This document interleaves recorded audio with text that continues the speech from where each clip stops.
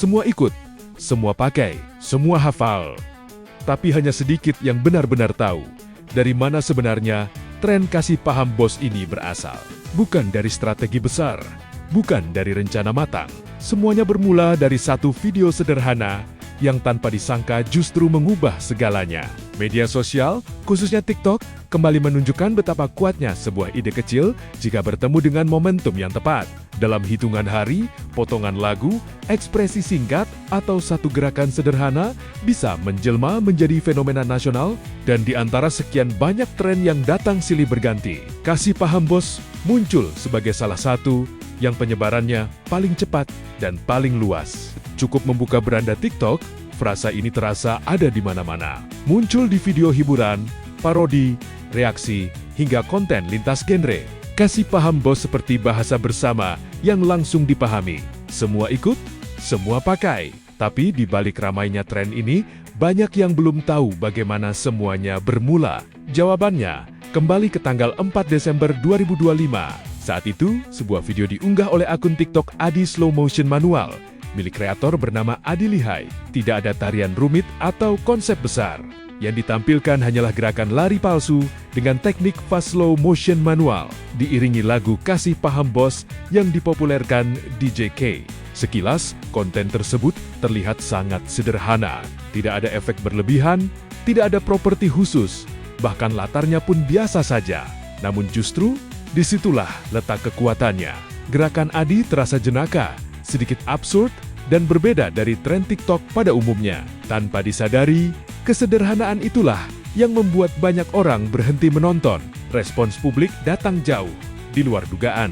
Dalam waktu singkat, video tersebut meraih jutaan penayangan dan ratusan ribu tanda suka. Kolom komentar dipenuhi reaksi beragam, dari tawa, rasa heran, hingga keinginan untuk ikut mencoba. Satu video, satu momen, dan tren pun mulai bergerak kemana-mana. Menariknya, viralnya kasih paham bos bukanlah peristiwa yang datang secara tiba-tiba.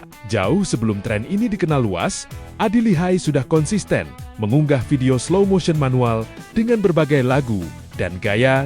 Artinya, apa yang terlihat sebagai viral mendadak sebenarnya adalah hasil dari proses panjang, eksperimen, dan keberanian mempertahankan ciri khas meski belum banyak yang memperhatikan.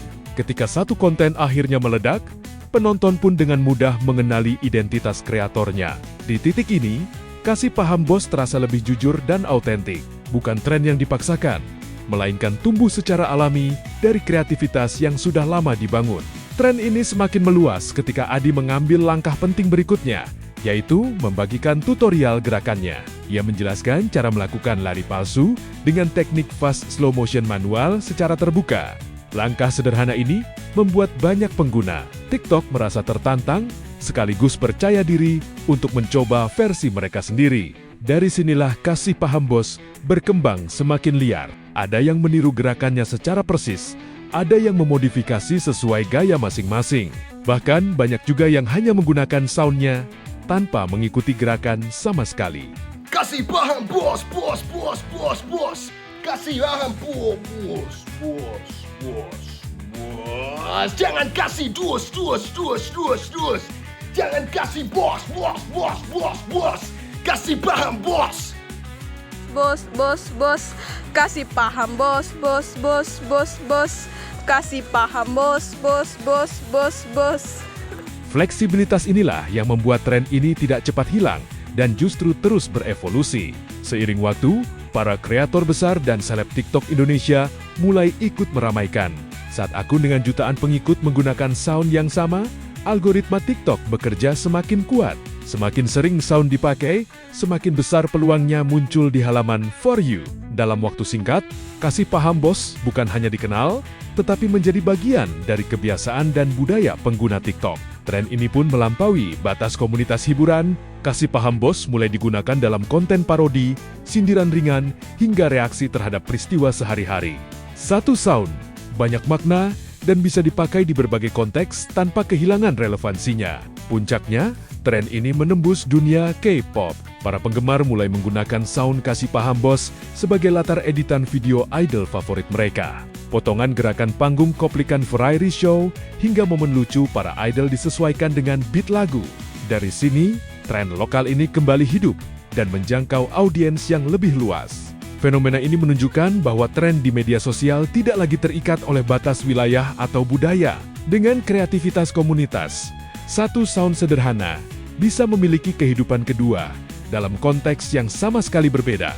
Ada beberapa alasan mengapa Kasih Paham Bos begitu mudah diterima publik. Gerakannya sederhana dan inklusif, sehingga siapapun bisa ikut. Humor visualnya kuat, lucu, tanpa perlu dialog. Tren ini juga fleksibel, bebas ditafsirkan tanpa aturan kaku. Ditambah lagi, sound Kasih Paham Bos memiliki beat yang mudah diingat dan cepat melekat di kepala. Hingga kini, Kasih Paham Bos masih terus bermunculan di lini masa TikTok. Setiap hari selalu ada versi baru, baik yang masih mengikuti pola awal maupun yang sudah jauh bertransformasi. Semua bermula dari satu ide sederhana yang dibagikan dengan terbuka. Pada akhirnya, Kasih Paham Bos bukan sekadar soal lagu atau gerakan. Tren ini menjadi cerminan bagaimana kreativitas, sederhana, konsistensi, dan keberanian untuk berbagi bisa berkembang menjadi gerakan kolektif. Di era media sosial, bukan ide paling rumit yang bertahan, melainkan yang paling jujur dan mudah diterima. Dan setelah tahu cerita di baliknya, mungkin sekarang kita bisa melihat tren ini dengan cara berbeda. Bahwa satu momen kecil, jika datang di waktu yang tepat, benar-benar bisa ngasih paham jutaan orang sekaligus.